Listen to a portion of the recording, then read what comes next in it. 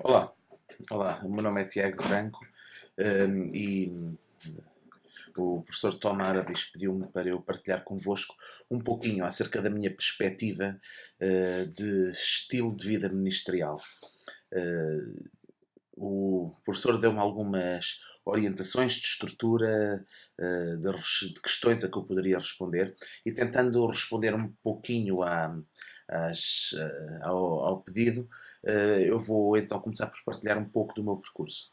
Eu estudei Engenharia Química, uh, a meio do curso de Engenharia Química, estudei 2 anos de Teologia, daí no Seminário Batista.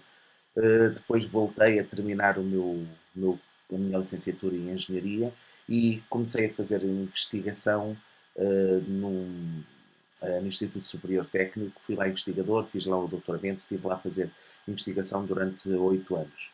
Depois dessa altura, saí, saí da academia, quando no final do meu doutoramento eu decidi sair do técnico e começar a trabalhar numa organização cristã de conservação e ambiente chamada a Rocha Internacional. E trabalhei para a Rocha desde 2007 até outubro de 2013, mas entretanto comecei também a fazer o curso de Medicina, então encontro-me neste momento no final do meu quinto ano da licenciatura em Medicina. Este é um percurso não é muito usual, não é muito linear nem típico em termos de mercado de trabalho e permanência, mas este percurso espelha muito daquilo que eu fui pensando e percebendo um, acerca da maneira como eu gostaria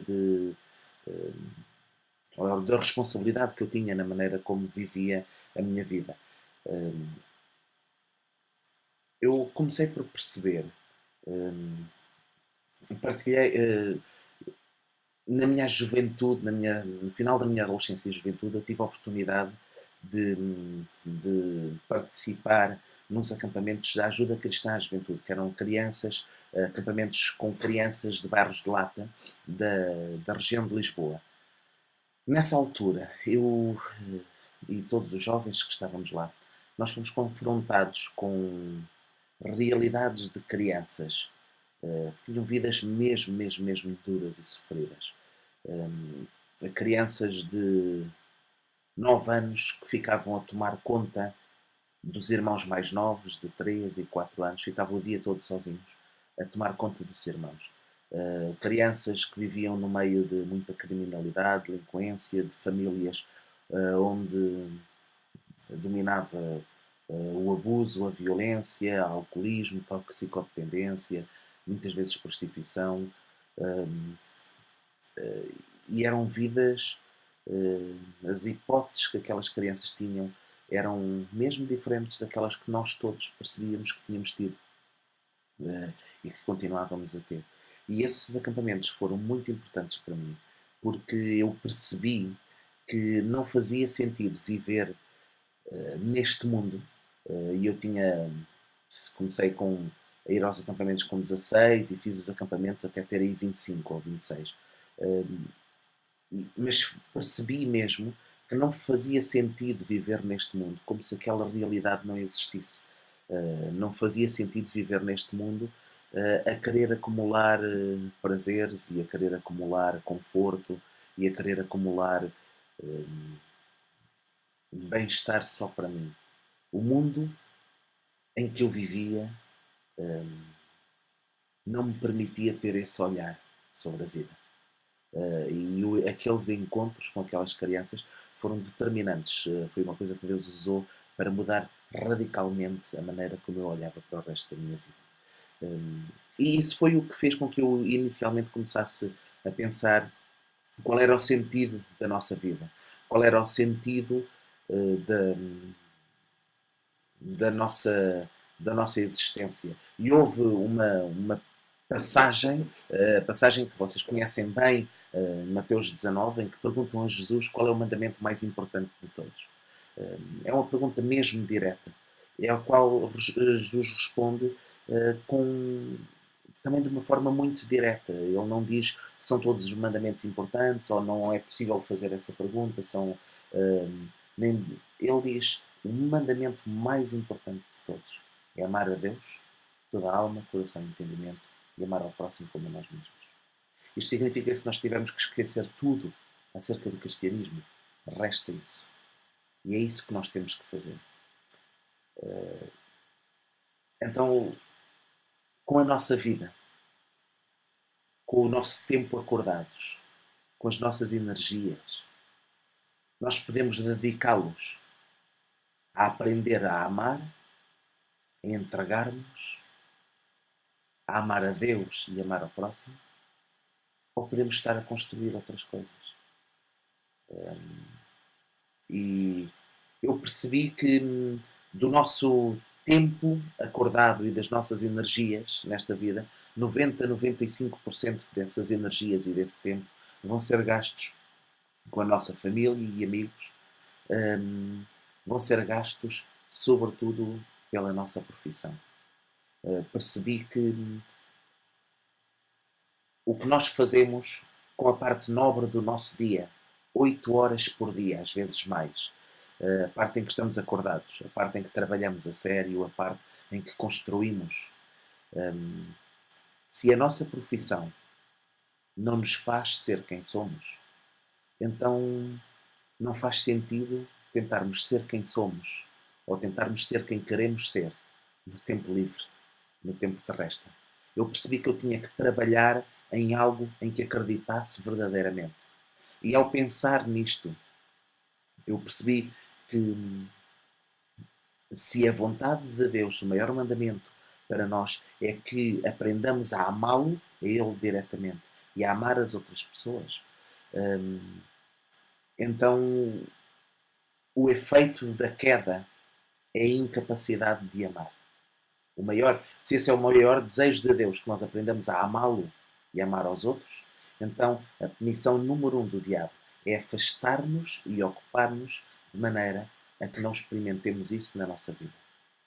E a nossa profissão é tantas vezes, pelo peso que ocupa, pela densidade que tem, uma parte fundamental daquilo que nos constrói. E eu percebi, existem profissões que combatem verdadeiramente os efeitos da queda. Existem profissões que ensinam, criam condições para amar, que criam condições para cuidar, que criam condições para as pessoas conhecerem Deus.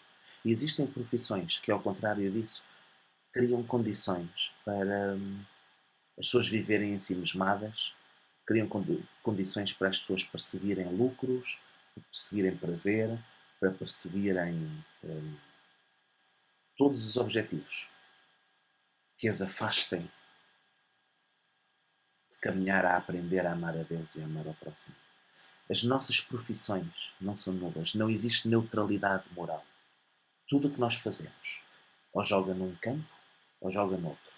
Não existe, de facto, neutralidade. Existem profissões que combatem os efeitos da queda na nossa vida e na vida dos outros, e profissões que exploram e que lucram com os efeitos da queda. E eu percebi de uma forma clara que aquilo, quando nós chegamos a casa no final do dia de trabalho, quando esprememos o que fizemos para uma tigela e dizemos, eu hoje, com o meu suor, com o meu trabalho, com o meu empenho, com o meu esforço, com a minha energia, com a minha entrega, eu produzi isto. E aquilo que nós produzimos em tantas profissões é algo que não é digno. Não vale a pena ser produzido. Eu percebi, por exemplo, que no mundo da academia, a esmagadora maioria dos cientistas trabalha para o seu currículo. E o produto da sua vida é um grande currículo. De maneira a que possam ser respeitados, de maneira a que possam continuar a dar aulas, de maneira a que possam conseguir ser mais independentes e autónomos na sua investigação. Mas aquilo que eles constroem, de facto, constroem em ciência, constroem no saber, mas o ânimo é de facto o currículo, aquilo que eles conseguem fazer. E eu percebi e decidi, quando percebi que a academia funcionava assim e que eu teria de funcionar assim para pertencer à academia, eu decidi sair. Um, e a medicina, à medida que eu pensava nisto, ia ficando cada vez mais claro para mim que eu teria de trabalhar em algo em que acreditasse mesmo que o que estava a fazer valia a pena ser feito, merecia ser feito. E por isso eu estou muito grato a Deus pela oportunidade de estar num. De ter pela perspectiva de vir a trabalhar agora numa coisa em que eu sei que hum, nos dias bons ou nos dias maus, nos dias que são passados à pressa, nos dias mais difíceis, aquilo que eu fiz no final do dia, aliviar o sofrimento das pessoas, ajudar a tratar, ajudar a lidar com a angústia, com o desespero, com o sofrimento, ser vaso de bênção, ser instrumento de Deus e palavra de Deus. Isso vale mesmo a pena ser feito. E é isso que eu penso que é a base de ter um estilo de vida ministerial. Encararmos tudo aquilo que fazemos com essa seriedade e com esse temor. Eu vou terminar partilhando convosco, porque já estou a passar bastante dos 8 minutos ou dos 10 minutos que o professor Tomara diz-me pediu. Eu fiz recentemente, senti necessidade de fazer uma oração que repito todos os dias. Essa oração tem-me ajudado muito a transformar-me no dia a dia. Eu vou partilhar convosco uma parte dela. Senhor, eu te entrego o meu coração. Sê tu o Senhor da minha vontade. Dá-me um coração de servo. Transforma-me neste dia, segundo a tua vontade. Dá-me olhos para ver e ouvidos para ouvir, para que eu hoje possa ser um vaso de bênção, instrumento teu e palavra tua para os que me rodeiam, para aqueles que me trouxeres ao caminho. Dá-me graça e força, para que não viva eu, mas Cristo em mim. Enche-me do teu Espírito Santo, Senhor, para que eu possa ser o filho, o marido, o pai e o médico que me fizeste ser. E começar o dia assim tem permitido abrir o meu coração para Deus me transformar dia a dia. Continuo a aprender. Dir-vos-ei mais à frente como é que é. Devíamos continuar este diálogo. Deus vos abençoe.